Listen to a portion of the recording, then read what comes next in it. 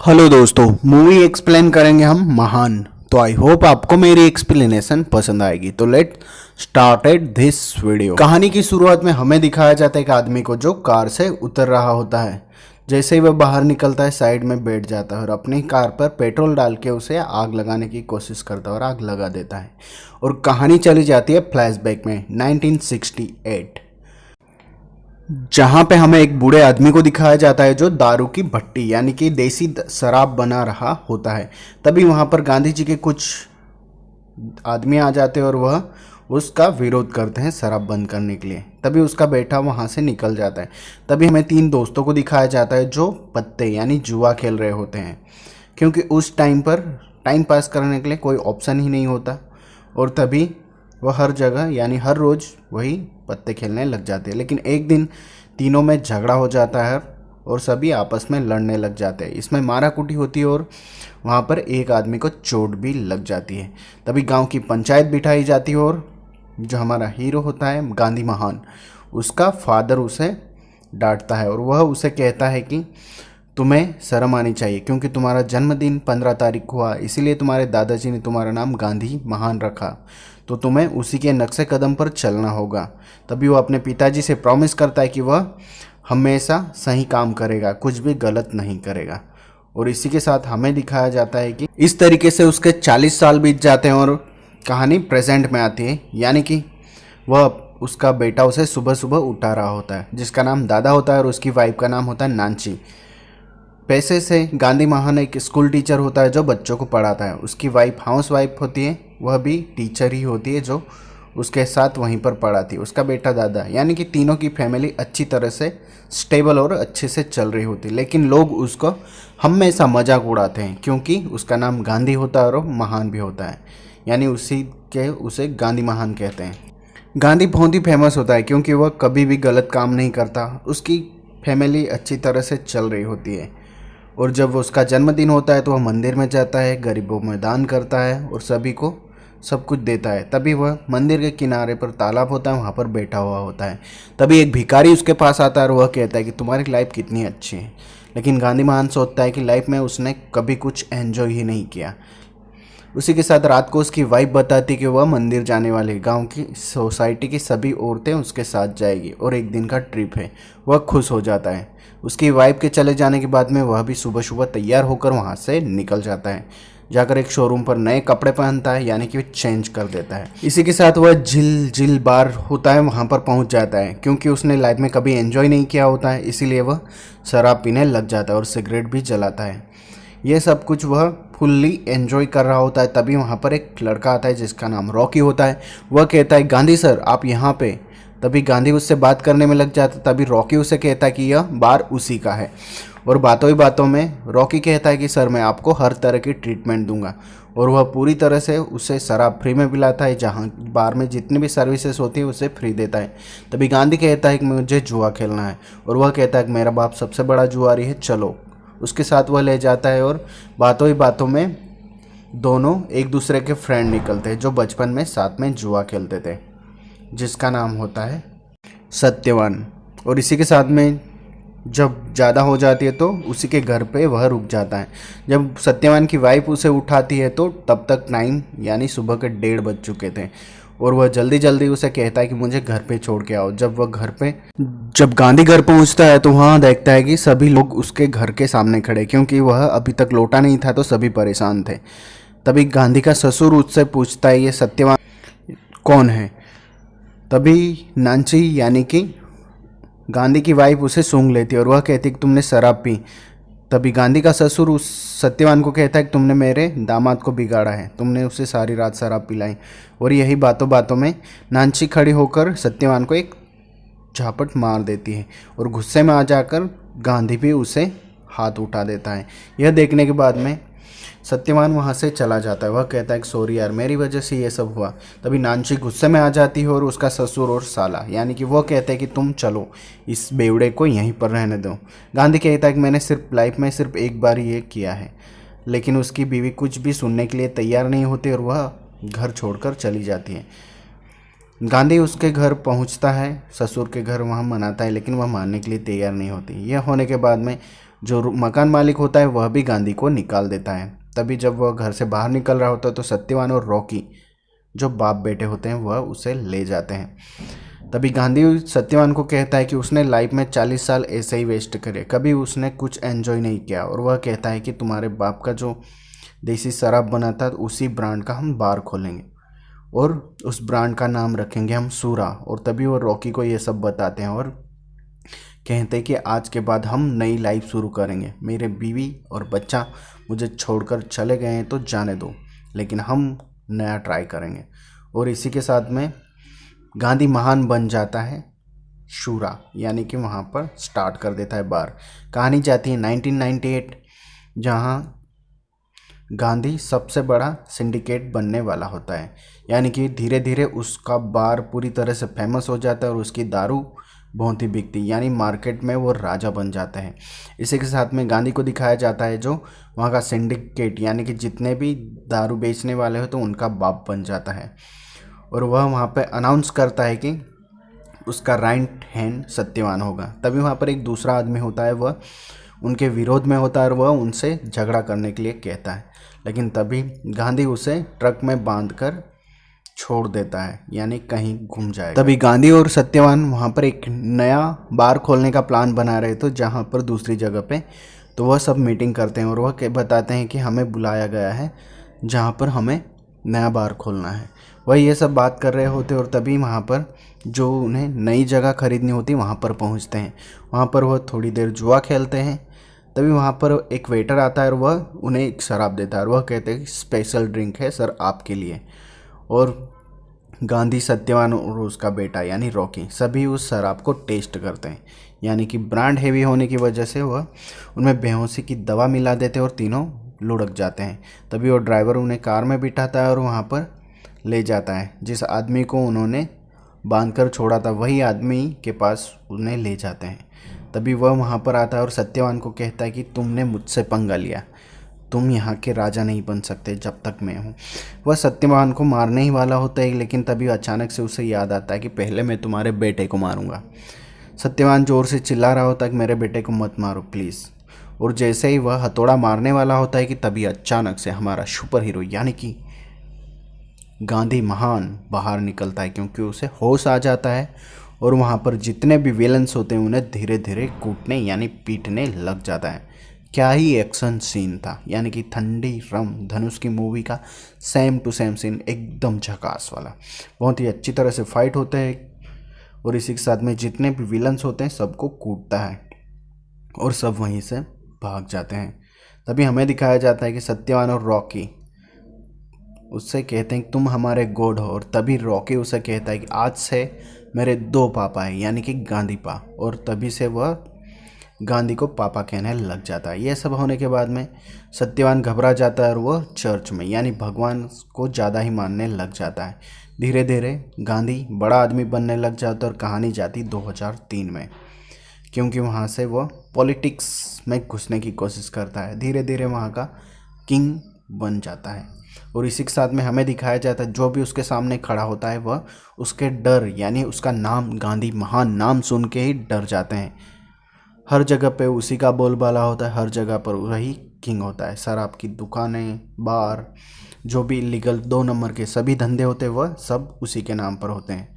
तभी हमें दिखाया जाता है शराब के लिए सरकार नए रूल्स बना रही होती है और वह उसे उनका जो लाइसेंस होता है उन्हें कैंसिल करने वाले होते हैं। तभी उसका एक आदमी होता है, वह कहता है कि मैं इस आदमी को जानता हूँ। तभी उस आदमी को बुलाया जाता है जिसका नाम होता है गुनामन। और वह जब वहाँ बातों ही बातों में बता रहे होते हैं तो तभी वह उसे बताते हैं कि तुमने हमें पहचाना। तभी वह उन्हें पहचान जाता है। वह कहता है कि तुम गांधी और तुम सत्यवान, और तीनों दोस्त आपस में वापस मिल जाते हैं। यह होने के बाद में वह कहता है कि हम तुम्हें एमएलए बनाएंगे, लेकिन तुम्हारा सपोर्ट पूरा हमें चाहिए। और पूरी तरह से गांधी और सत्यवान अपना पैसा पानी की तरह से बहाते हैं और गुमनाम को यानी कि लोकल एमएलए वहाँ का बना देते हैं और वह गिफ्ट में उसके बीवी और बच्चे का फ़ोटो देता है। और इसी के साथ में ज़्यादा शराब की तस्करी होने की वजह से सरकार नए नियम लागू करने वाली होती है, क्योंकि वहाँ पर नया केस लागू होता है। दूसरी तरफ हमें दिखाया जाए तो रॉकी की शादी हो जाती है और वहीं पर हमें दिखाया जाता है कि गांधी और गुमनाम बात कर रहे होते कि तुम्हें सीएम में बना दूंगा। तब गुमनाम कहता है कि ये तो बहुत ही अच्छा होगा और वह कहता है कि अगर मैं तुम्हें सीएम बना दूं तो मेरी शराब का लाइसेंस कैंसिल नहीं होना चाहिए। और जो यह इन्वेस्टिगेशन कर रहा होता है उस आदमी को वो मरवा देते हैं और उसके मरने के बाद में वहाँ का जो नया सीएम यानी कि लोकल लीडर होता है यानी गुमनाम, उसे सीएम घोषित कर दिया जाता है। सीएम बनते ही गुमनाम अपने असली रंग दिखाने लग जाता है। वह सीएम की प्रतिज्ञा लेते ही वह कहता है कि जितने भी शहर में जो भी शराब की फैक्ट्री दुकान है वो सब मैं बंद करवा दूंगा। और जब गांधी, उसका बेटा और सत्यवान उससे मिलने पहुंचता है तो वह लाइसेंस रद्द करने के लिए कहता है। वह कहता है कि आज के बाद मैं कौन और तुम कौन, मैं तुम्हें नहीं जानता। ये सब बातें होने के बाद में तीनों को वहाँ से धक्के मारकर वह बाहर निकलवा देता है और वह कहता है कि आज के बाद मुझसे पंगा लेने की कोशिश मत करना क्योंकि मेरे पास पावर है, तुम लोगों के पास क्या है। यह कहते हुए वह खुश होता है और वह तीनों को निकाल देता है। यह होने के बाद में गांधी और सत्यवान वापस बाहर आ जाते हैं और वह गुस्से से वहाँ बात कर रहे होते हैं। तभी उसी आदमी को देखते हैं जो पहले उसके लिए काम करता था। वह उसका वीडियो बना लेते हैं और वह सीएम को भेजते हैं। जैसे ही वह वीडियो देखता है तो वह पूरी तरह से घबरा जाता है और वह उन्हें वापस पूरी इज्जत के साथ बुलाता है। गांधी, सत्यवान और उसका बेटा रॉकी जैसे ही अंदर आते हैं तो पहले तो सत्यवान गुणानम को पूरी तरह से पीटता है और कहता है कि तो अपनी औकात देख लें। और इसी के साथ में सत्यवान उसकी फैमिली के साथ घूमने चला जाता है और गांधी महान का बर्थडे होता है और वह अकेला ही बर्थडे सेलिब्रेट करता है। इसी के साथ में जहाँ पर मेला लगा हुआ होता है वह वहाँ पर पहुँचता है अपने दोस्त माइकल के साथ। वहाँ पर सब डांस कर रहे होते हैं और तभी एंट्री होती है यानी दादा, जो होता है उसका बेटा यानी गांधी महान का। गांधी पूरी तरह से अपने रंग में भंग में यानी पूरी तरह से मस्त डांस करता है और तभी दादा उसके पास आता है और वह कहता है कि हेलो डैड। वह कहता है मैं हूँ दादा, मैं आपका बेटा। और बात सुनने के बाद में दोनों आपस में बातें करते हैं और डांस भी करते हैं और वह माइकल से मिलाता है और माइकल कहता है कि छोटा किंग आ चुका है। और ऐसा बोलते ही दादा उसे माइकल को गोली मार देता है। यह देखने के बाद ही गांधी पूरी तरह से शॉक में रह जाता है और तभी वह बताता है कि I am inspector encounter specialist और मुझे अपॉइंटमेंट किया गया है यहाँ कर जितने भी शराब के और 2 नंबर के धंधे होते हैं उन सभी के लिए, शूट आउट के लिए।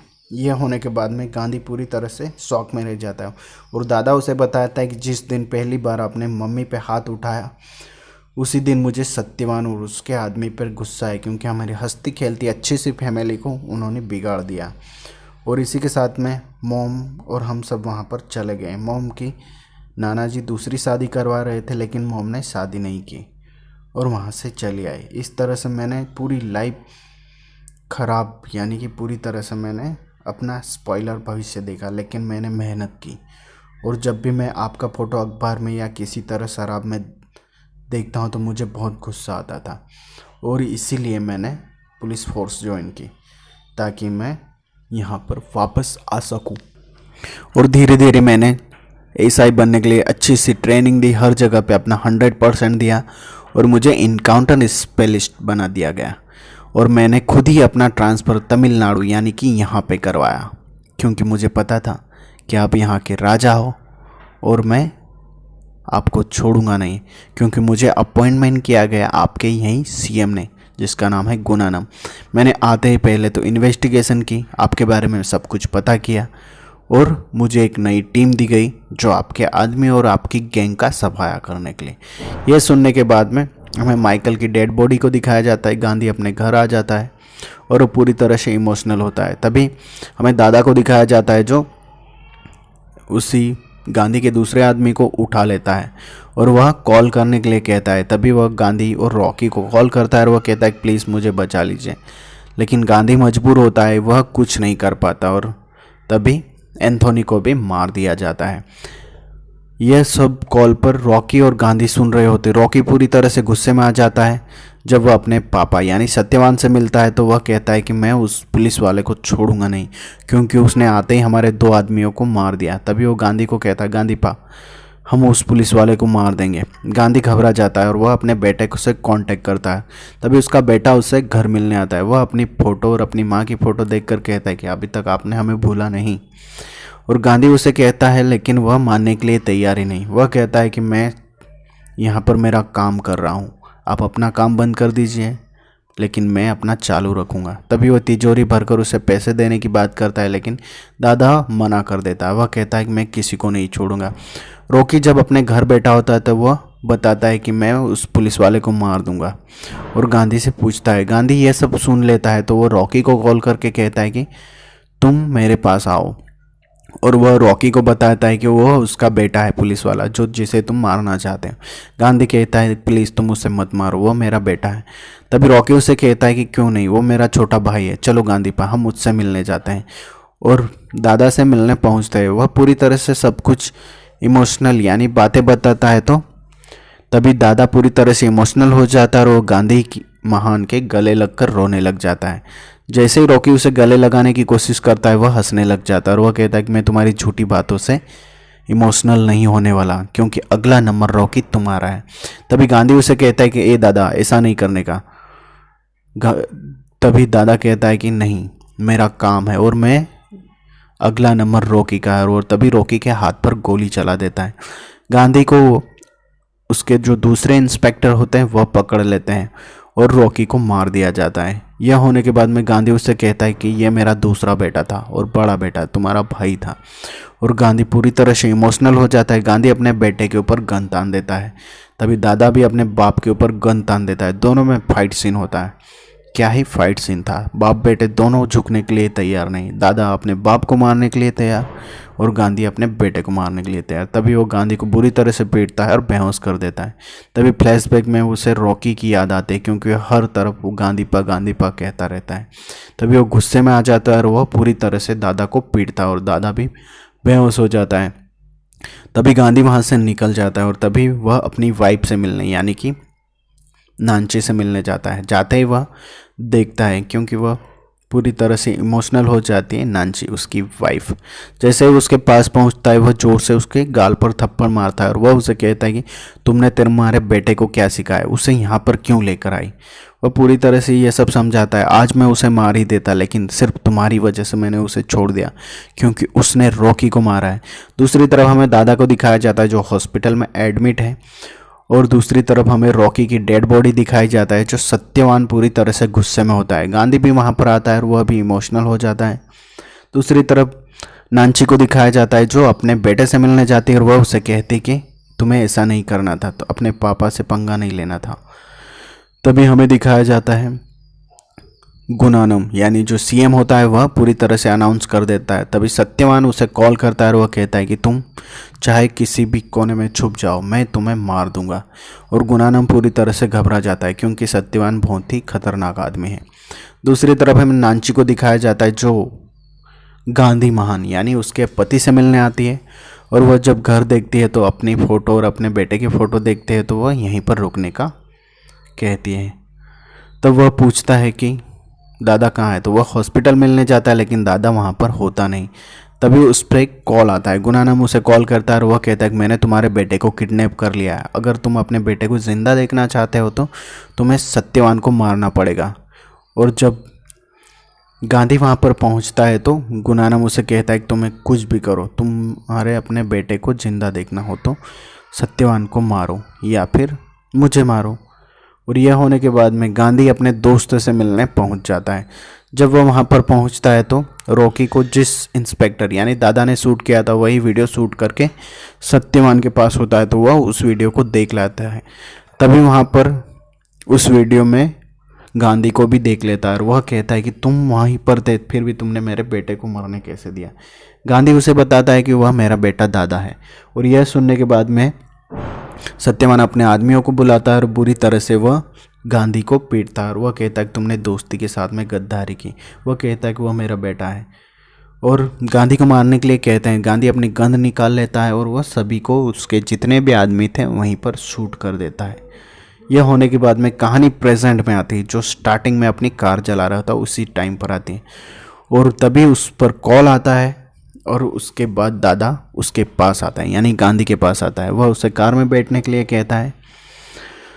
कार उसकी जल रही होती है और तभी वह अपनी कार में बिठाकर उसे ले जा रहा होता है। गांधी पूरी तरह से इमोशनल होता है क्योंकि वह अपने प्यारे दोस्त को मार दिया है। तभी दादा हंसने लग जाता है और वह कहता है, क्या पापा, तुम मेरे जाल में फंस गए, क्योंकि मैं किडनैप नहीं हुआ था, मैं खुद ही किडनैप हुआ था, क्योंकि मुझे पता था कि आप इमोशनल हो, अपने बेटे को बचाने के लिए आप कुछ भी कर सकते थे, और इसीलिए मैंने खुद का किडनैप करवाया और आपके हाथों सत्यवान को मरवाया। यह सुनने के बाद में वह गुस्से में आ जाता है और गांधी अपना प्लान बनाता है। वह कहता है कि तुम्हारी माँ कहाँ है, नानची कहाँ है, तुम्हें नहीं पता कि गुनानम कितना खतरनाक, वह हमारा बिजनेस पार्टनर था, उसने हमसे धोखा किया, इसीलिए वह हमसे बदला लेना चाहता है, इसीलिए उसने तुम्हें अपॉइंटमेंट किया ताकि हम बाप बेटे लड़ते रहें। और तभी वह अपने आदमी को कॉल करता है और वह कहता है कि मेरी बीवी को बेहोश करके तुम किडनैप कर लो, और उसका आदमी वही करता है। और तभी वह उसी को कॉल करता है और कहता है कि तुम जल्दी से नानची के रूम यानी कि दादा के रूम पर जाओ और वहाँ का वीडियो कॉल करो ताकि उसे पता चले, क्योंकि घर पूरी तरह से बिखरा हुआ होता है। और वह वहीं जाकर वीडियो कॉल करता है और गांधी उसे दिखाता है, देखो गुनानम ने तुम्हारी माँ को किडनैप कर लिया है, क्योंकि मुझे पता था, ताकि हम लड़े और वह हमारी फैमिली को ख़त्म कर सकें। यह सब उसके दिमाग में यह बातें डालता है और दादा समझ जाता है कि सही बात है, मेरे डैड सब कुछ सही कह रहे हैं। और तभी वह कहता है कि मैं गुनानम के पास जाऊंगा और वह उसके घर पर पहुंचता है। दूसरी तरफ गांधी आराम से अपने घर पे पहुंचता है और वह उसका प्लान जारी रखता है। दूसरी तरफ हमें दिखाया जाता है गुनानम से वह बात करता है और वह पूछता है कि तुम्हारा काम हो गया। दूसरी तरफ हमें गांधी को दिखाया जाता है जो अपनी पूरी प्रॉपर्टीज एनजीओ के नाम कर रहा होता है। हमें दिखाया जाता है कि वह अपनी गन निकाल कर वहाँ पर जितनी भी शराब की बोतलें होती है सभी को तोड़ देता है और आराम से बैठ जाता है और शराब पीने लग जाता है। तभी हमें दिखाया जाता है कि वह कॉल करता है गुनानम को और कहता है कि तुम मेरे जाल में फंस चुके हो, जिस तरीके तूने मेरे बेटे को फंसा कर यानी कि मेरे हाथों से मेरे दोस्तों को मरवाया, मैं अपने बेटे को यूज़ करके अब तुम्हें मरवाऊंगा। और तभी दादा उसे कहता है कि मेरी माँ कहाँ है। गुनानम कहता है मुझे क्या पता तुम्हारी माँ, और इसी के साथ में वह अपनी गन निकालता है और वह उसे शूट कर देता है और गुनानम वहीं पर डेथ हो जाता है। तभी गांधी अपने बेटे को कॉल करता है और वह कहता है कि इंसानी का इमोशनल होना बहुत ही काफ़ी है, क्योंकि जिस तरीके से मैंने तुम्हें फंसाया, तुमने मुझे फंसाया, उसी तरीके से मैंने तुम्हें फंसाया, क्योंकि तुम्हारी माँ मेरे घर पर ही थी। यह सुनने के बाद में आराम से अपनी ब्रांड यानी शूरा जो शराब होती है वह पीता है और तभी दादा हंसने लग जाता है और वह कहता है वाह डैड, तुमने अच्छा प्लान खेला, क्योंकि वह समझ जाता है। और तभी यहाँ पर मूवी एंड होती। तो आई होप आपको एक्सप्लेनेशन पसंद आएगी। Thank you so much.